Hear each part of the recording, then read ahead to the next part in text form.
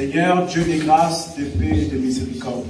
Merci Seigneur pour ce jour que tu as encore rendu possible, Seigneur, afin de nous rassembler autour de ta table et manger le pain et boire, Seigneur, tout ensemble. Merci, toi qui es éternel, Seigneur.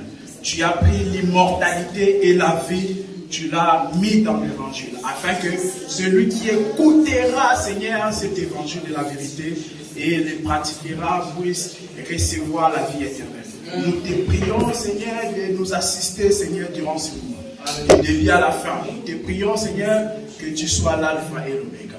Assiste-nous en toutes choses. Pour la sainte gloire de ton nom, nous avons ainsi prié. Amen. Amen. Amen. Amen. Nous pouvons acclamer le Seigneur.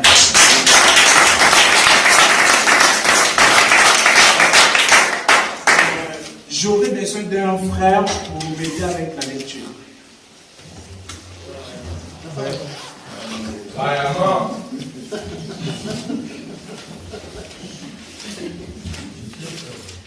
Alors nous pouvons, avant d'entrer en tout cas dans le vif de notre sujet, de notre thème, nous allons lire l'Écriture 13, le verset 28.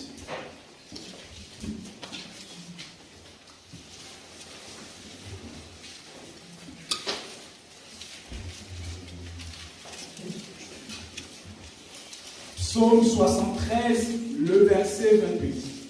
Psaume 73, verset 28. Voilà. Pour moi, m'approcher de Dieu, c'est mon bien. Amen. Je place mon refuge dans le Seigneur, l'Éternel, afin de raconter toutes tes œuvres. Parole du Seigneur. Amen. Amen. C'est la première partie de Psaume 73, le verset 28 qui nous intéresse, où le psalmiste nous dit que pour moi, m'approcher de Dieu, c'est un bien. Vous devez savoir, bien aimés frères et sœurs, que s'approcher de Dieu est un bien. Donc c'est une bonne chose que de s'approcher de Dieu. Or, aujourd'hui, comment est-ce que nous nous approchons de Dieu? C'est lorsque nous venons au culte. Donc venir au culte, c'est aussi s'approcher de Dieu. Amen. Et comment est-ce que c'est une bonne chose? C'est une bonne chose parce que le Seigneur Dieu, lui qui est omniscient, il va donc ôter l'ignorance qui est en toi afin de te donner donc sa connaissance. Donc lorsque tu t'approches de Dieu, c'est-à-dire lorsque tu viens au culte, il faut comprendre que c'est une bonne chose. Pourquoi? Parce que le Seigneur va ôter l'ignorance qui est en toi et il va donc t'instruire. Il va donc te donner la connaissance. Amen. Amen. Alors, je bénis également le Seigneur pour la vie de notre frère Yannick. Vous savez qu'il nous a enseigné durant ces 3 dimanches avec le thème « Connaître les temps où nous sommes ». Effectivement, donc un enfant de Dieu est censé connaître les temps où nous sommes. Voilà, un enfant de Dieu ne doit pas être ignorant. Et c'est que j'aimerais rajouter que nous sommes censés à connaître aussi le calendrier prophétique, à connaître comment est-ce que ce monde est en train de marcher. Parce qu'il y a des gens, en tout cas, j'ai entendu des gens qui disaient qu'ils avaient peur que, voilà, que ce monde sera détruit par les bombes nucléaires de la Russie, de la France ou des États-Unis. Non, bien aimé. Ce monde ne sera pas détruit par les armes nucléaires des puissantes nations. Non. Le Seigneur Jésus-Christ, c'est lui qui a créé ce monde et c'est lui-même qui va les détruire. Or, c'est lorsque vous allez lire 6e, 7e psaume, c'est là où on vous parle vraiment de la destruction de la terre. Donc, pour dire qu'aujourd'hui, nous sommes dans les 4 premiers psaumes. Donc, c'est à partir d'Apocalypse chapitre 6, on nous parle des psaumes. Donc, nous sommes dans les 4 premiers psaumes. Et nous voyons l'homme là. On n'a pas le temps de lire. Hein. En tout cas, là, je suis en train de regarder. Donc, lorsque vous lisez les 4 premiers psaumes, vous allez constater, vous allez remarquer qu'on vous parle d'un homme qui monte sur 4 chevals. Donc, le premier cheval, c'est le cheval blanc. Donc, toujours un homme. Il monte sur le premier cheval, qu'on appelle, la Bible dit, c'est un cheval blanc. Il va monter sur le deuxième cheval, la Bible appelle ça le cheval roux. Le 3e cheval, c'est un cheval noir. Et le 4e, c'est le cheval pâle. Donc, c'est toujours l'homme là, il monte sur 4 chevals. Et son objectif, c'est quoi? La Bible dit que c'est pour ôter la paix et donc communiquer la mort. Donc aujourd'hui, au temps de l'Église est en train de vivre au temps des 4 premiers sauts, où l'homme là est en train de ôter la paix, en tout cas par les guerres. Depuis le livre, vous entendrez parler de guerres et de bruit de guerre. Voilà, mais ce n'est pas ça qui détruira ce monde. Donc voilà, ce monde sera détruit plus tard, comme je vous ai dit que dans les 6e, 7e saut, là vous allez en tout cas vraiment constater comment est-ce que ce monde sera détruit. Amen. Amen. Donc c'était quand même un ajout, je voulais rajouter sur le thème de notre frère Yannick, connaître les temps où nous sommes. Amen. Amen. Alors nous allons sans plus tarder prendre notre texte de base. Parce que notre thème, c'est le voyage de Samaritain. Amen. Donc, notre texte de base, c'est Luc chapitre 10, à partir du verset 30 à 34. S'il te plaît, le nom. 34, voilà. Jésus reprit la parole et dit, un homme descendait de Jérusalem à Jéricho. Il tomba au milieu des brigands qui les dépouillèrent, les chargèrent des coups et s'en allèrent, les laissant en déniment.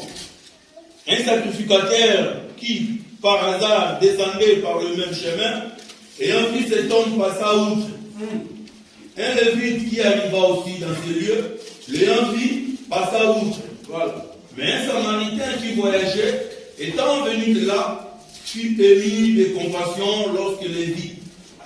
Il s'approcha des plaies, en y versant de l'huile et du vin. Puis, il les mit sur sa propre monture, voilà, et conduisit à une hôtellerie et prit soin de lui. Le lendemain, il tira 2 deniers, les donna à l'autre et dit, aie soin de lui, et ce que tu dépenseras de plus, je te les rendrai à mon retour. Amen. Amen. Parole du Seigneur. Amen. Donc là, dans Luc chapitre 10, verset 30 à 34, Jésus-Christ nous présente une parabole très intéressante. Et cette parabole-là raconte l'histoire d'un homme qui avait quitté Jérusalem. La Bible dit, descenda vers Jéricho. Donc il avait quitté Jérusalem, qui est le lieu élevé, il descendait vers Jéricho. Et arrivé à Jéricho, il a rencontré les brigands qui l'ont rossé, qui l'ont vraiment tabassé, la Bible dit, à demi-mort. Et un sacrificateur passé par hasard par là, la Bible dit, il est passé outre. Passé outre, c'est-à-dire, il est passé donc sans prendre soin de cet homme-là. Un lévite aussi est passé par là, la Bible dit, il est passé outre. Mais un samaritain qui voyageait, la Bible n'a pas dit de l'endroit où il avait quitté et où est-ce qu'il allait. On a dit seulement un samaritain voyageait. Et il a rencontré cet homme-là, il a pris soin de cet homme-là en versant l'huile et le vin. Après avoir versé l'huile et le vin sur l'homme qui était à demi-mort, le samaritain a récupéré cet homme-là, il a fait monter sur sa propre monture, direction hôtellerie. Et arrivé à l'hôtellerie, il a en tout cas donné cet homme-là à un autre, pas une hôtesse. Nous y reviendrons. Donc le samaritain a donné la responsabilité de l'homme qui était tabassé à demi-mort à un autre. Il a donné également des deniers, des pièces en disant que prends soin de cet homme ici. Et avec les 2 deniers que je t'ai donnés, et au cas où tu dépenseras plus, rassure-toi que je te les rendrai. Donc là, c'est la parabole. Donc jusque-là, il faut comprendre qu'une parabole, c'est un enseignement caché. Or, aujourd'hui, le ministère a pour but d'expliquer les paraboles afin de donner donc la lumière. Amen. Parce que la Bible dit que la foi vient de la parole de Christ. Hein? La Bible dit comme ça, la foi vient de ce qu'on entend, et ce qu'on entend vient de la parole de Christ.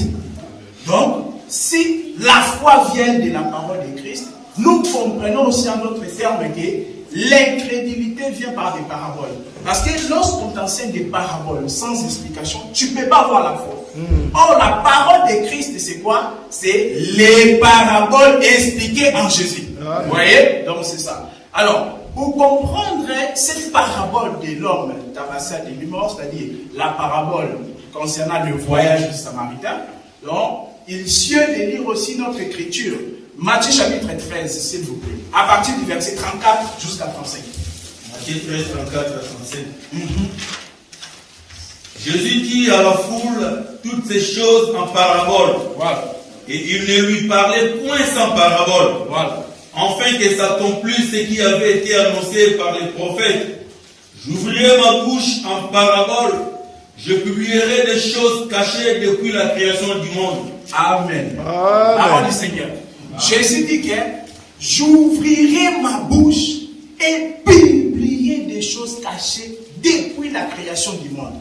Donc, c'est-à-dire que dans les paraboles de Jésus, il y avait des choses qui concernaient la création.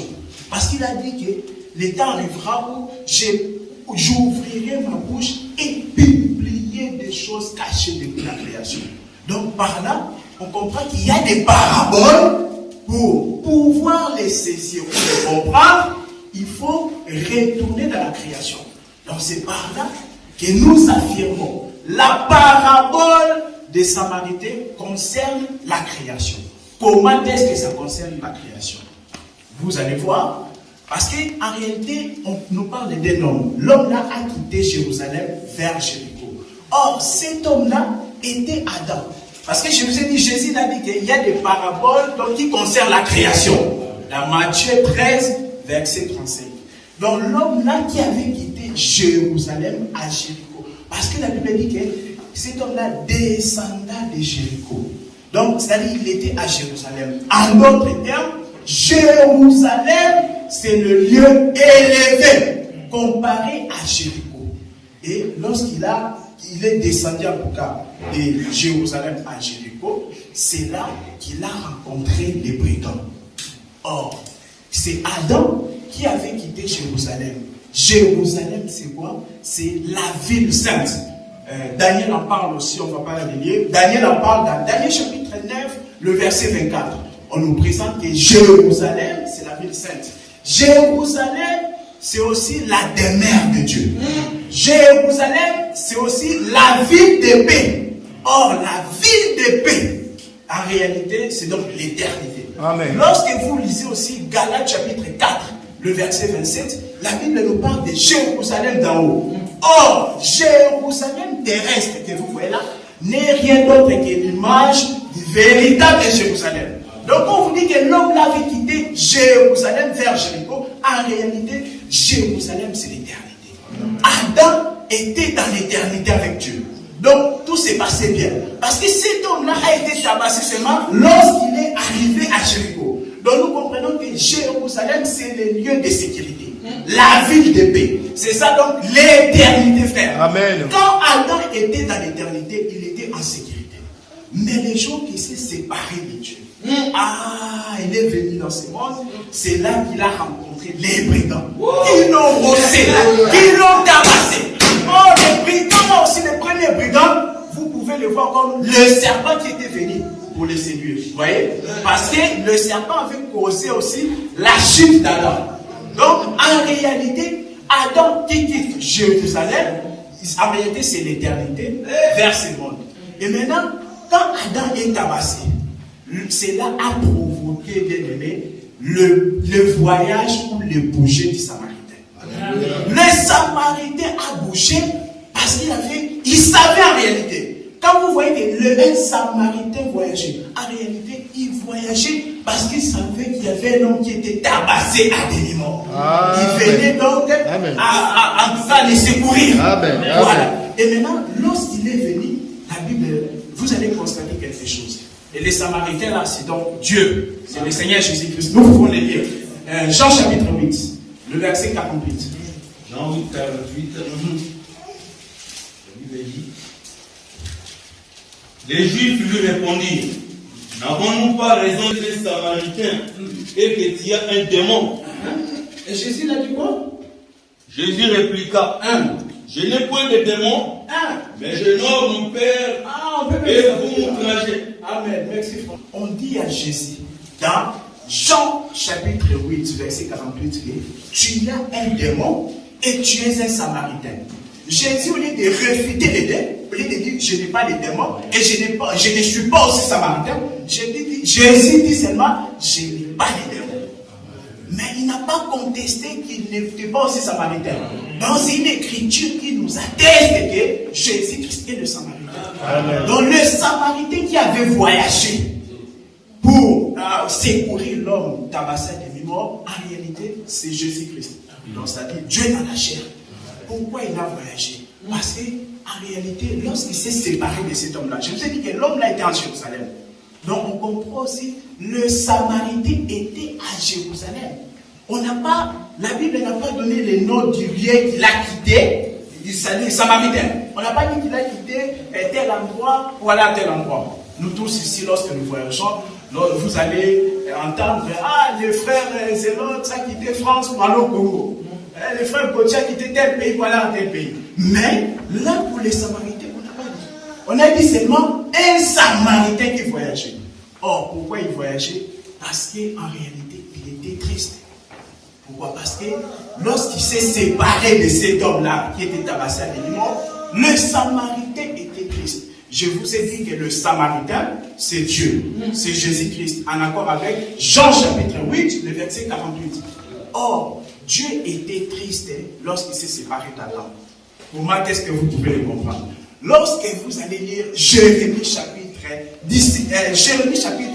13, le verset 17, là le Seigneur dit, il s'adresse, il parle par le prophète Jérémie. Jérémie 13, 17, il dit que lorsque Israël sera orgueilleux, lorsque Israël sera donc en captivité, moi l'Éternel, je serai triste et je pleurerai. Vous voyez? Donc, or, Israël n'est rien d'autre que la répétition d'Adam. Un jour on en parlera, donc voilà. Donc Israël c'est la répétition d'Adam. Donc Dieu dit qu'il sera triste et il va pleurer en secret lorsque Israël sera en captivité. Or, ce mouvement-là a d'abord commencé avec Adam. Lorsque Dieu s'est séparé d'Adam, en réalité, Dieu était triste. Il a pleuré en secret. Il a pleuré en secret. Mais il ne devait pas seulement s'arrêter là. Parce que Dieu, il est triste lorsque son enfant s'égare. Lorsque son enfant s'égare, Dieu est triste. Mais après avoir pleuré en secret, le Samaritain qui est Jésus, il devait donc bouger. Et donc c'est là, il va bouger. On comprend aussi qu'il avait quitté Jérusalem. À la recherche de cet homme. Donc Jérusalem vers Jéricho. Et arrivé donc à Jéricho, la Bible dit quelque chose. Avant qu'il puisse arriver au lieu de l'homme qui était tabassé à demi-mort, il y a eu d'abord deux personnes qui étaient passées par là. La Bible dit le sacrificateur. Frère Bayama, s'il te plaît, si on peut les prendre. Luc chapitre 10, voilà, le verset 32. Là on parle d'un sacrificateur et une. Un Lévite qui arriva aussi. Juste avant, on dit d'abord un sacrificateur. 31. Voilà. Un sacrificateur qui par hasard descendait par le même chemin, ayant vu cet homme, passa outre. Un Lévite qui arriva aussi dans ce lieu, l'ayant vu, passa outre. Mais un Samaritain. Amen. On peut s'arrêter là. Voilà. Donc, juste pour montrer que dans Luc chapitre 10, à partir du verset 31 et 32, on nous dit qu'il y a deux personnes qui ont précédé le Samaritain. Donc, en l'occurrence, c'était le sacrificateur et le Lévite. La Bible dit qu'ils ont passé outre. Or, il ne faut pas en vouloir aux sacrificateurs et aux Samaritains. Il ne faut pas dire qu'ils étaient des méchants, ils n'ont pas pris soin de ces comme-là. Non! Pourquoi? Parce que la réponse se trouve dans Ézéchiel. On peut lire Ézéchiel 44, le verset 25, s'il vous plaît. Ézéchiel 44. Ézéchiel 44, verset 27. Un sacrificateur n'ira pas vers un mort, voilà, de peur de se rendre impur. On peut s'arrêter là. On prend aussi Lévitique chapitre 21. Lévitique chapitre verset 1. Oui, verset 1. Lévitique 21. Le verset 1. L'Éternel dit à Moïse, pars au sacrificateur, fils d'Aaron, et tu leur diras, un sacrificateur ne se rendra point impur parmi son peuple pour un mort. Amen. Amen. Donc, lorsque vous voyez le sacrificateur et le Lévite passer passa outre. C'est-à-dire, ils ont refusé de toucher cet homme-là, tout ça, parce que c'était une loi pour eux. Donc, il leur avait été prohibé de toucher à un mort. Donc, or, le sacrificateur et le lévite nous parle du sacerdoce lévitique. Le sacerdoce lévitique ne pouvait pas relever les morts. Les sacerdotes mosaïques, lévitiques ou aroniques, les sacerdotes, c'est-à-dire l'ancienne alliance, étaient donc incapables de relever les morts. Vous pouvez le voir lorsque vous lisez aussi, on ne va pas le lire, mais c'est dans Luc chapitre 13.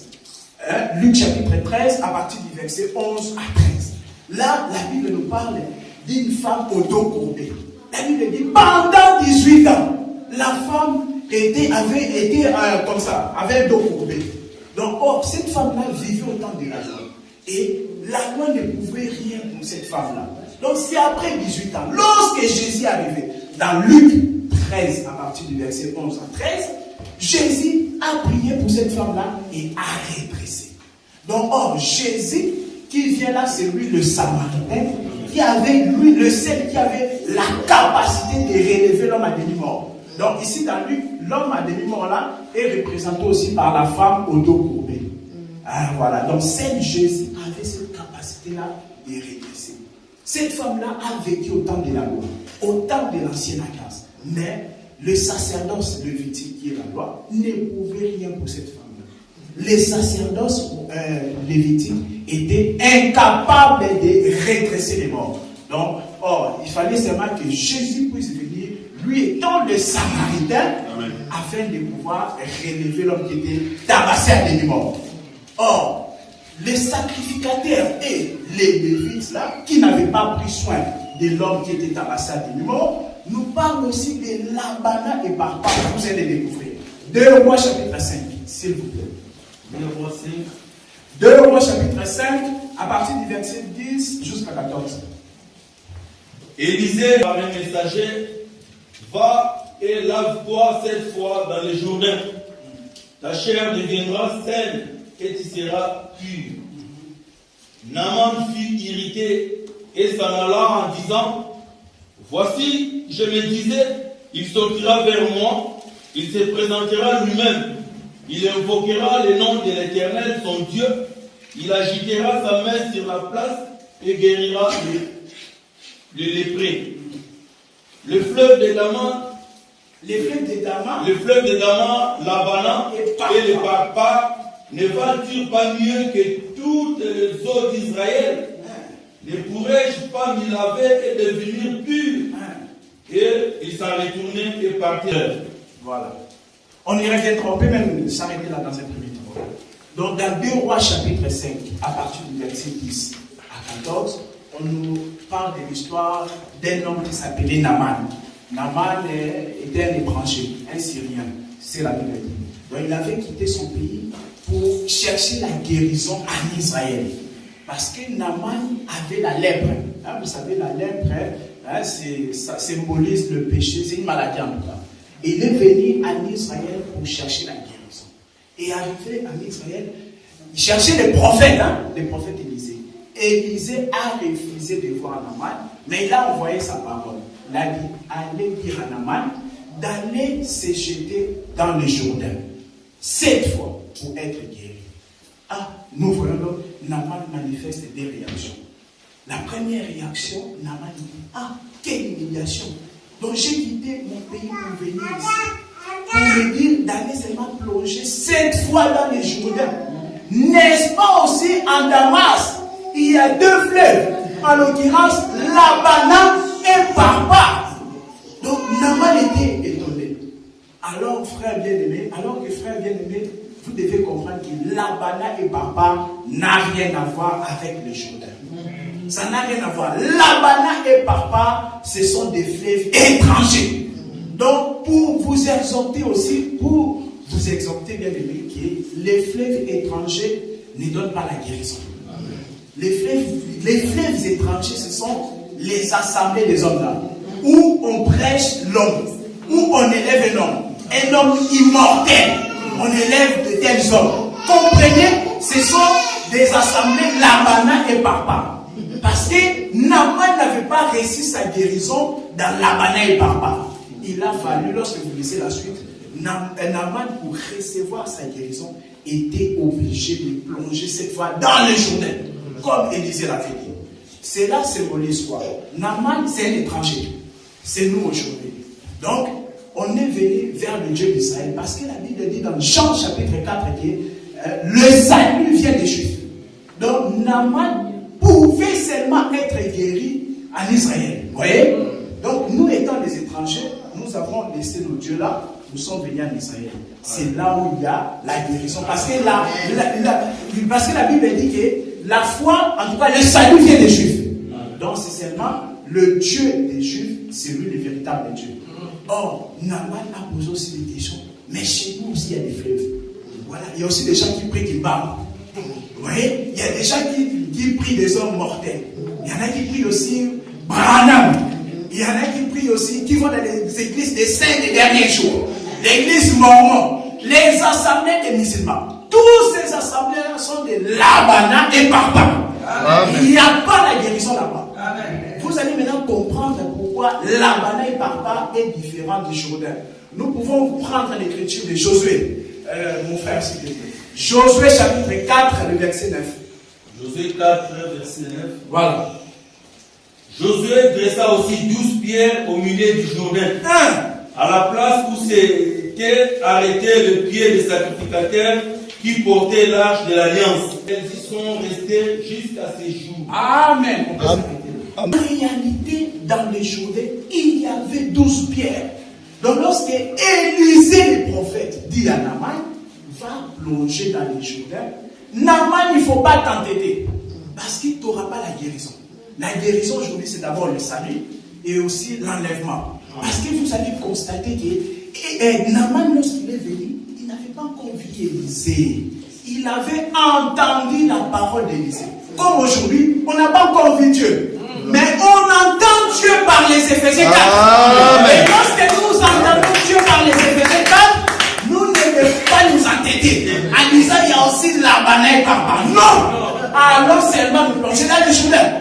Plonger dans les Jourdain, cette fois, le chiffre 7, c'est la perfection.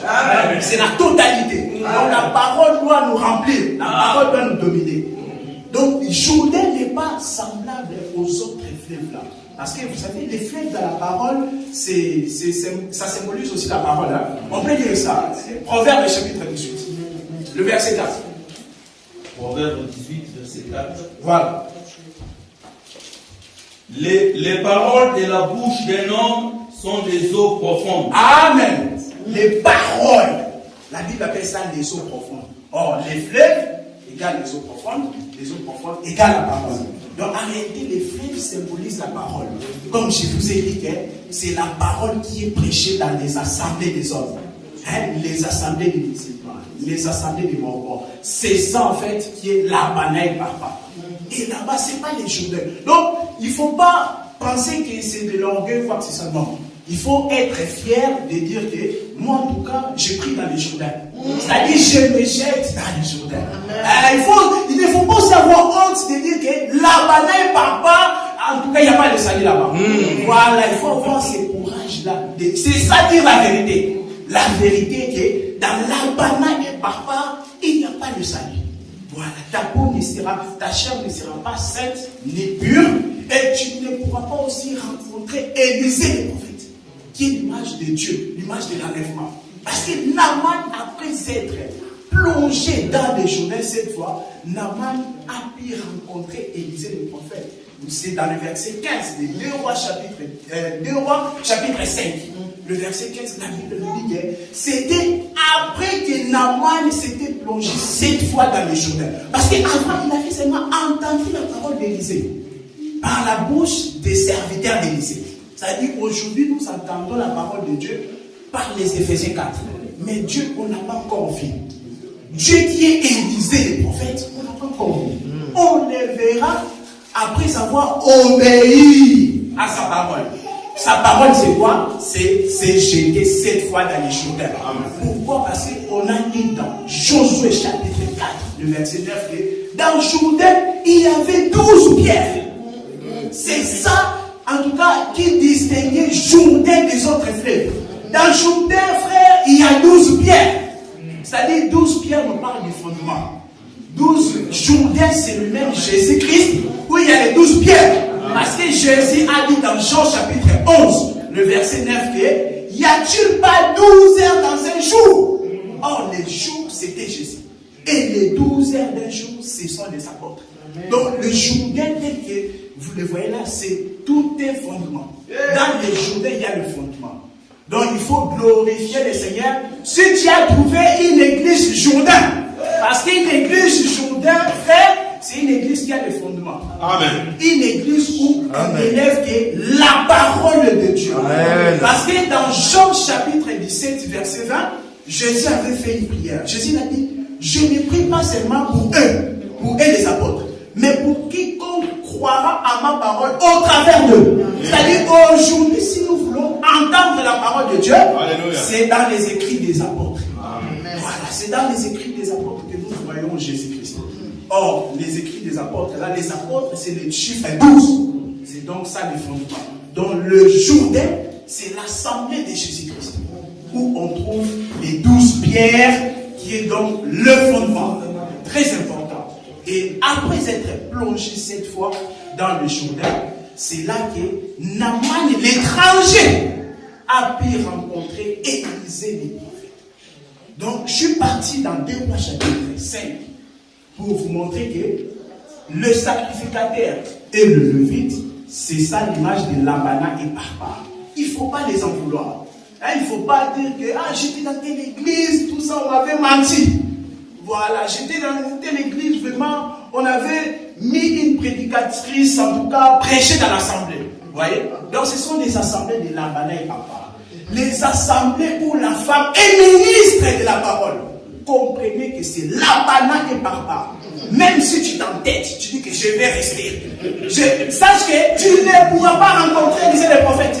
Parce que pour pouvoir rencontrer, disait les prophètes, il faut seulement se projeter. C'est quoi les Jourdains? Donc, Labana et Parpar, c'est l'image du sacrificateur et lévite, qui ont donc précédé les Jourdains. Parce que les Jourdains étaient venus en 3e position, comme étant les Samaritains. Donc, avant que les Samaritains puissent arriver là, il y avait d'abord le sacrificateur et le lévite. Or, là-bas, nous avons vu aussi, Naaman avait d'abord vu Labana et Parpar, voilà, qui ne pouvaient rien pour lui. Mais c'est seulement le Jourdain qui vient en 3e position. C'est lui, le Samaritain. Pourquoi il vient en 3e position? Parce qu'il faut comprendre que le chiffre 3 nous parle de l'accomplissement. On peut lire l'écriture de Luc chapitre 32.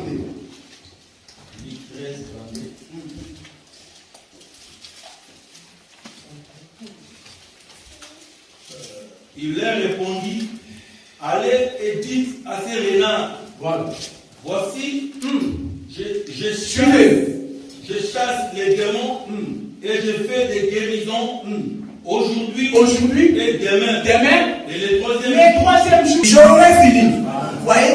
Donc le chiffre 3 aussi nous parle de l'accomplissement. Parce que dans Luc chapitre 13, verset 32, Jésus nous montre qu'en réalité, c'est au bout du 3e jour qu'il avait fini sa mission. Comprenez, c'était langage. Quand Jésus dit qu'il finira sa prédication au bout de 3 jours, il s'agissait de 3 ans de ministère.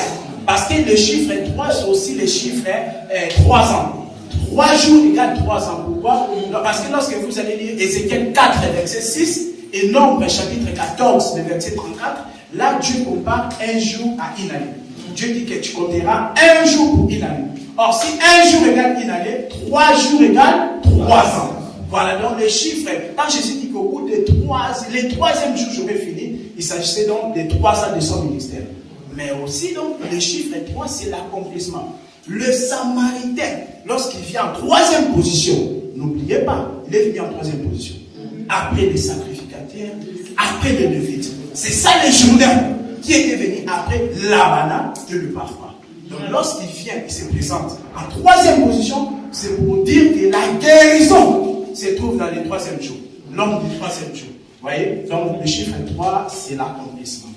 Alors, Nous revenons à notre écriture de base. Luc chapitre 10, le verset, à partir du verset 32.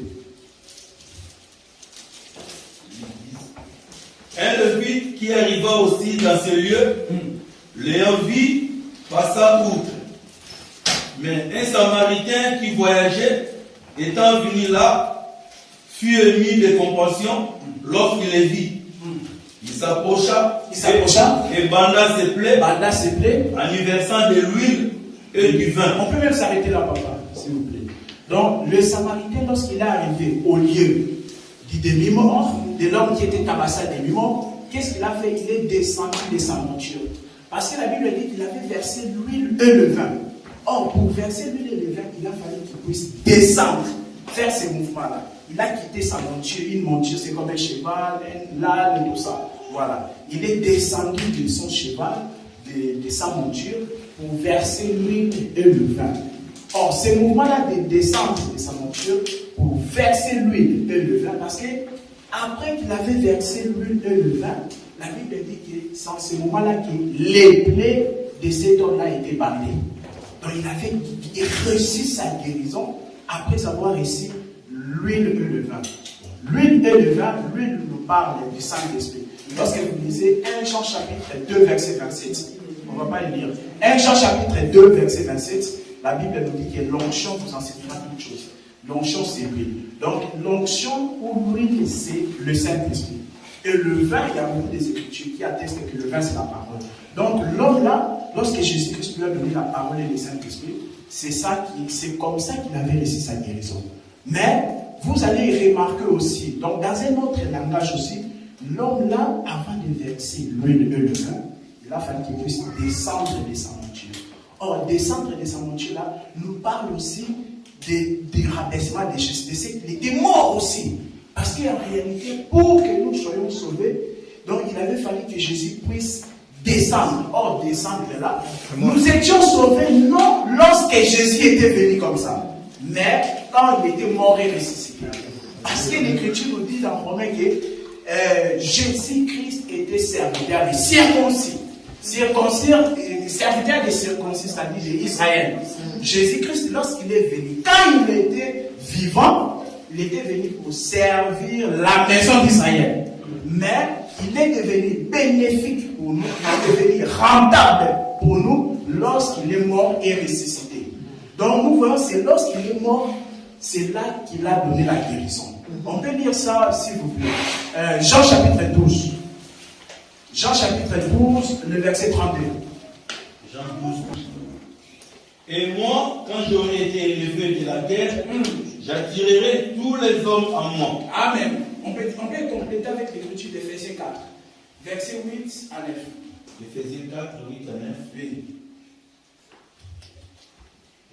C'est pourquoi il est dit, étant monté en haut, il a amené des captifs et il a fait des dons aux hommes. Or, qu'est-ce que signifie il est monté, sinon qu'il est aussi descendu dans les régions inférieures de la terre? Amen. Cette écriture-là parle de la mort de Jésus.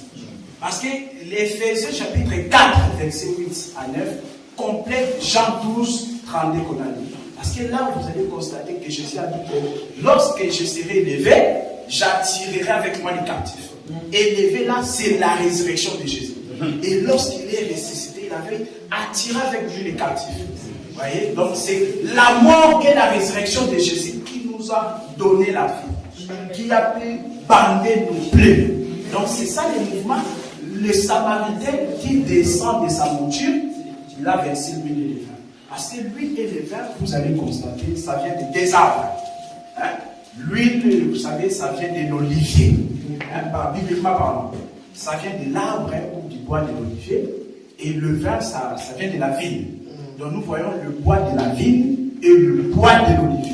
Ça fait deux bois. Or, la croix aussi, c'est le mélange des deux bois. Amen. Donc c'est la croix qui nous a sauvés. Amen. Donc l'huile et le vin, c'est l'image de la parole et du Saint-Esprit. Mais c'est aussi l'image de la croix. Donc ça provient des deux voies. C'est ça qui nous a sauvés. Donc après sa résurrection, c'est là qu'il a dit j'attirerai les captifs. Dans Jean 12, 32. Il a dit quand je serai levé, j'attirerai les captifs. Les captifs là, c'est l'homme qui était tabassé de mort. après avoir pris soin de lui, avec son huile et le vin, comme je vous ai dit, ça parle aussi du deux points. C'est-à-dire la mort de Jésus-Christ, la prédication de la croix. C'est en ce moment-là, il a été élevé, il a attiré les captifs. Les captifs, c'est l'homme qui était donc tabassé à des morts. Et maintenant, la Bible nous dit, si tu es plus frère, Luc chapitre 10, on va finir. On arrive vers la fin. Luc chapitre 10. Le verset 33, on peut commencer là. 33. Jusqu'à 34, oui.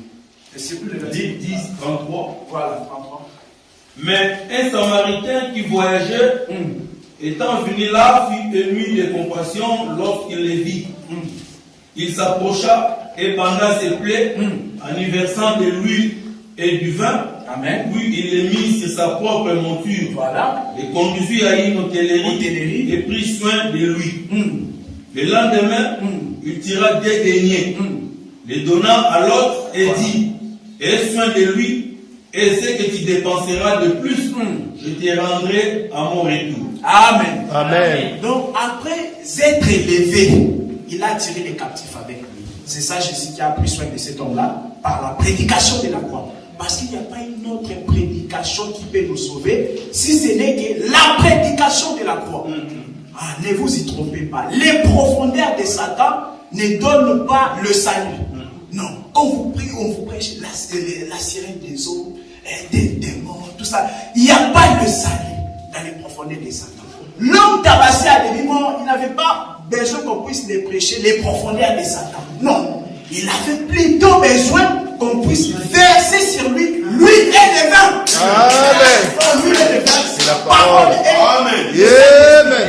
C'est ça le devoir, la prédication de la croix. Donc lorsqu'il est élevé, il a attiré les captifs avec lui. Et c'est ça la résurrection de Jésus.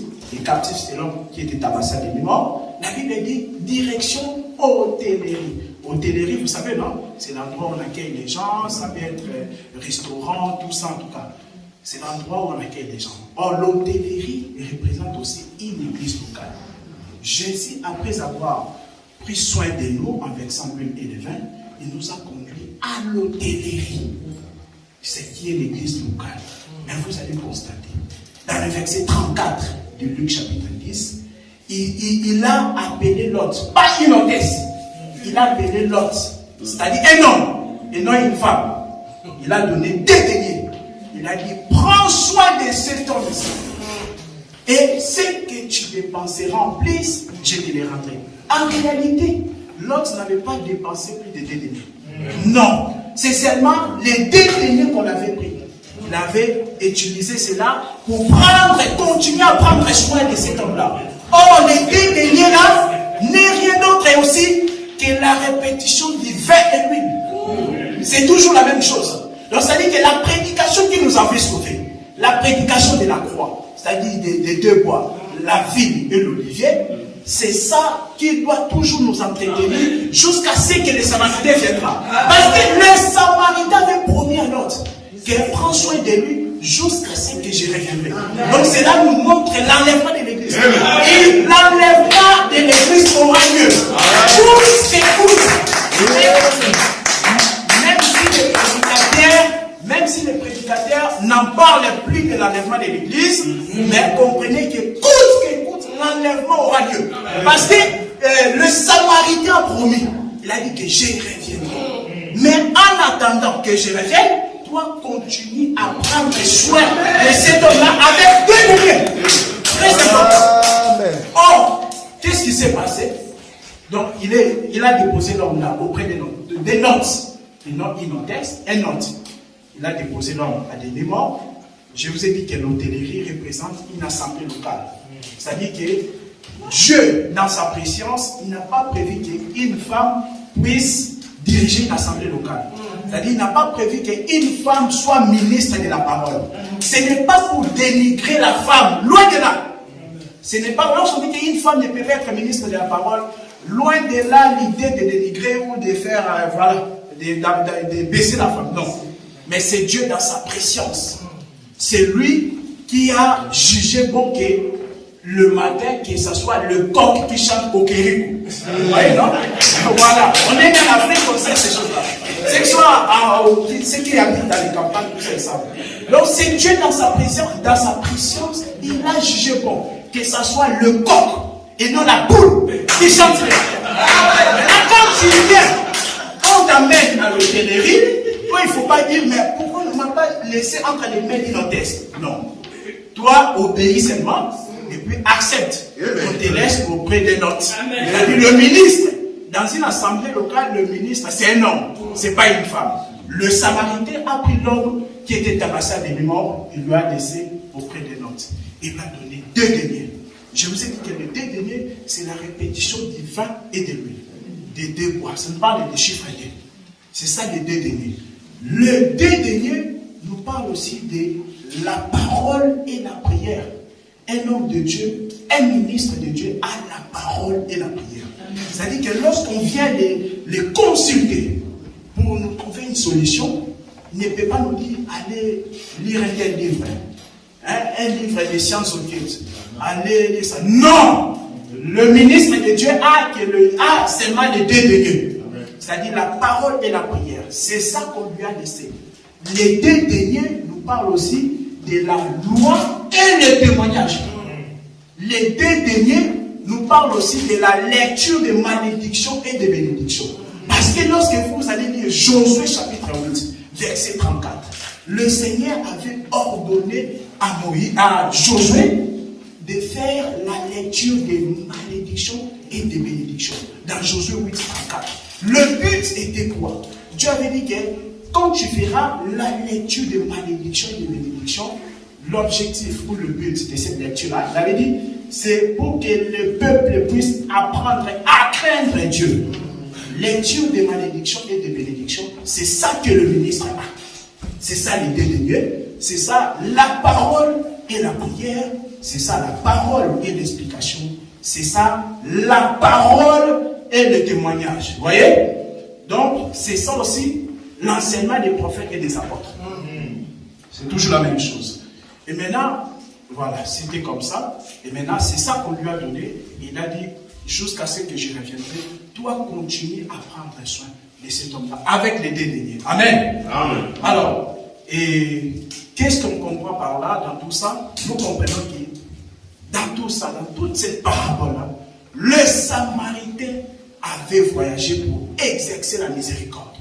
On ne doit pas oublier que dans l'église aussi, on ne doit jamais oublier le message du pardon. Parce que lorsque Dieu a recommandé à David de construire les temples, vous savez, c'était Salomon qui avait maintenant bâti les temples. Salomon, lorsqu'il va prier pour la prière de dédicace du temple, il dit, Seigneur, lorsque Israël sera en captivité, ou même lorsqu'un étranger priera en direction de ce temple, que le pardon puisse lui être accordé. Vous voyez, donc la raison de la maison de Dieu, c'est aussi le pardon. Donc pour dire qu'on ne doit pas oublier le pardon, nous devons avoir cette nature-là de Samaritain. Parce que Luc chapitre 10, verset 33, nous montre vraiment que le voyage des Samaritains, quand il a voyagé, il a quitté aussi Jérusalem, le lieu où il était avec cet homme-là. Il est venu à sa recherche, tout ça. Le voyage là, c'était pour exercer la miséricorde, le pardon. Et c'est comme ça que ça s'est passé. Et pour dire aussi que nous étant les successeurs, vous voyez, nous étant les successeurs du véritable Samaritain, que le Seigneur Jésus-Christ, en accord avec Jean chapitre 8, verset 48, nous devons aussi avoir cette nature-là de la miséricorde. Une nature de pardon. Or, vous allez constater, lorsqu'on va vraiment développer cette nature-là de miséricorde, vous allez voir qu'en tout cas, ça ira mieux dans beaucoup des églises. Parce que souvent, il y a des problèmes de médisance. Hein? Comme on dit à Lingala, songi, tout ça. Pourquoi? Parce qu'on n'a pas vraiment développé la nature du véritable Samaritain.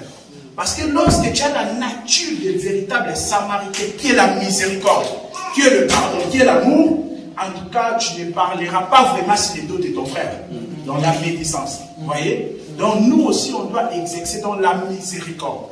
On doit exercer la miséricorde comme notre prédécesseur qui s'appelle Jésus-Christ, le véritable Samaritain.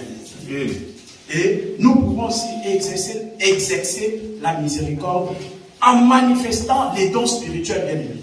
Vous voyez? Parce qu'il y a beaucoup, tel que nous sommes là, en réalité, si nous sommes vraiment les enfants de Dieu, il faut savoir que nous avons le Saint-Esprit en nous. Et nous avons aussi les dons spirituels. Mais c'est juste que ça ne se manifeste pas encore. Vous voyez? Il y a des gens ici qui ont les dons de guérison sur les malades. Mais tant que tu n'as pas encore prié sur un malade, comment est-ce que tu vas les découvrir? Vous voyez? Nous côtoyons, nous fréquentons les malades, mais tu vas les dire, va à l'hôpital, tu donnes les médicaments. C'est pas mauvais. Hein? C'est même biblique aussi. C'est biblique de donner les médicaments à quelqu'un. Mais toi aussi, exerce ta miséricorde. Parce qu'en réalité, tu as la nature du Samaritain. Le Samaritain, c'est un homme puissant.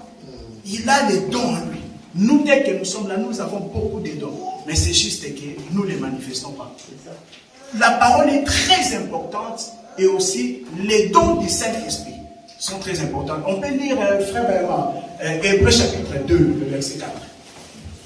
Hébreux 2, verset 4. Dieu, appuyant leur témoignage par des signes, des prodiges et des divers miracles. Amen. Et par les dons du Saint-Esprit distribués selon sa volonté. Amen. Amen. Ouais. Donc lorsque vous lisez Hébreux chapitre 2, là on a lu le verset 4. Mais si vous commencez un peu par le verset précédent, vous allez voir qu'il s'agit des apôtres.